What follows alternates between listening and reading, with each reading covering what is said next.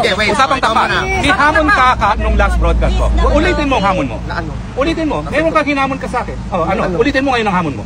Wag. Ulitin mo. Bakit kasi ganyan ka? Wait lang. Pag nakaharap, ngingiti-ngiti. Pag nakatalikod ko, ano-anong sinasabi. Let's wait. Ayan, lahat kayo na nanonood. Ulitin mo ang hamon mo nang ikaw ay naghahamon on the internet na hindi ako kaharap. I don't want to Ako ba nagsasalita ako ng anything na hindi ka kaharap? Ulitin mo ngayon. I'm trying to fix this. Anong try to fix this? Naghamon ka eh. Di ba nga mag-fix Pag nakaharap kasi, iba ka. Ulitin mo ang hamon mo. I don't want to go there. Ano ba yung hamon mo? Wala na. Bakit yun yung sinasabi? Okay, sige. Kaya nga, we wanted to fix this. Ito pang problema ha. Napanood niya. Kaya nga, wait lang. Naghakapan na kami. Yeah. The following day, Nang hamon ng away. dakdak na naman. Wait. Ako na, okay Walang na ba? tapat. Pwede na, ako naman. Ako ba nagsalita? Anong pang ginawa ko? Binura ko pa yung aming broadcast ha. Upon request of someone close to me. I can also delete it now. Well, ang punto, hindi mo alam yon.